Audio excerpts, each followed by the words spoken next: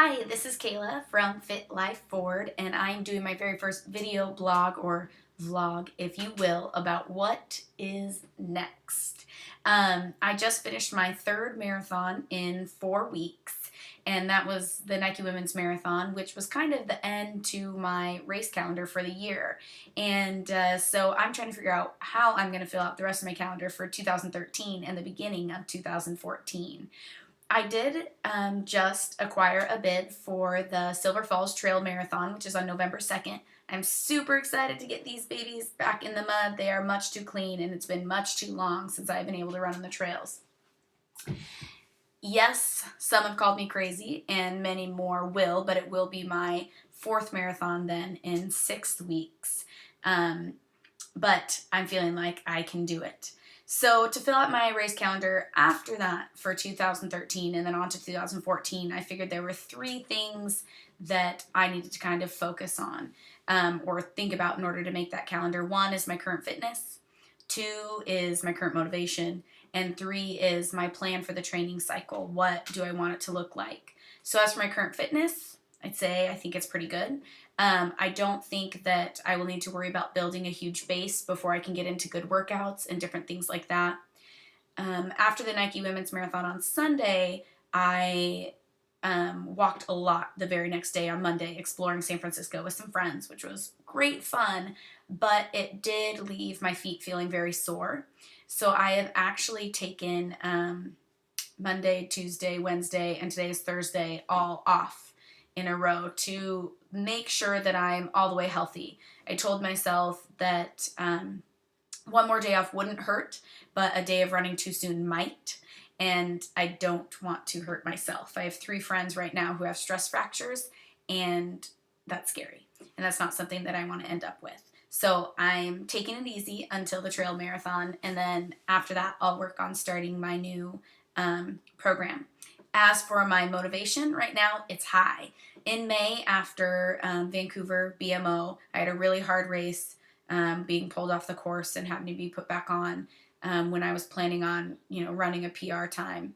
And ever since then, from then until really the Oregon Marathon at the end of September, my motivation just wasn't really there. I was still training, I was still putting in miles, and I was still doing workouts, but my heart wasn't in it. And after the Oregon Marathon, I've felt a huge spark, and I'm super excited to get training again and really be focused again like I was before Vancouver BMO in May.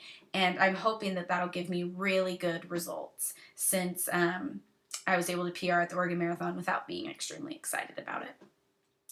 As for the third thing, my plan for my next training cycle, I was trying to think of things that have worked for me or things that I might want to try or experiment with. And even though I've run 10 marathons, I feel like it'll be many, many more before I figure out exactly what works and what template to always put myself into. Definitely you can see, or I will see, that I am going to be running higher mileage again. I loved running over 50 miles a week. My body was very strong. I was very happy about it. But along with that, I need to make sure that I am also doing all of the strength training that I was before, at least 2 days a week. I want to be making sure I'm doing strength training using my core reformer. I also want to make sure I'm doing quality stretching, foam rolling 3 to 5 nights a week to make sure that I'm staying healthy.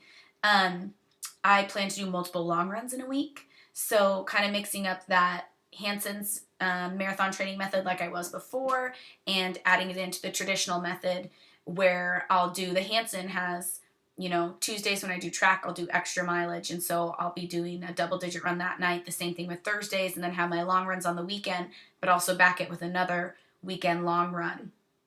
For the traditional method, I really want to think about time on my feet this training cycle. My longest long runs are about 2 hours and 45 minutes. But if my goal marathon is about 3 hours and 30 minutes, then there's 45 minutes of time that I've never experienced pushing through with that fatigue. So I'm thinking that one of my long runs on the weekend will be based on time, like being out there for 3 hours, being out there for 3 hours and 15 minutes. And then the next run won't be as long, but it'll be based on maybe pushing the pace a little bit. So Saturday based on time, Sunday pushing the pace. That way I'll have the fatigue from the time and then trying to be pushing the pace. And I think that that will really help me in the last few miles of the marathon. I am still going to keep doing one rest day a week because my body has liked that too. And I think that it's necessary, not to mention just helps me get stuff done around the house, like grocery shop and clean, which I kind of don't do as much if I'm running for over an hour after work or then doing, my foam rolling or my core work. I also want to refocus on my tempo runs. I did that in the spring, but I didn't do it much through the summer or fall, and those made me really, really strong in the spring, so I'd like to bring that back as well. So I think that that is really it. Oh yeah, I might try to use a marathon as a long run, but we'll see. As of right now, I have picked, along with some other of my friends from the team, to run the LA Marathon on March 9th to be my goal marathon. So there I'll be running to get as close to 3:30 as possible for the marathon. And if not that, then definitely APR. But Coach Kevin would say, put it out there. I'm planning to Boston qualify. So that's the plan. I'm going to rest up. I'm going to run my trail marathon, and then I'm going to get back to being focused and dedicated for my next training cycle. Thanks for stopping in.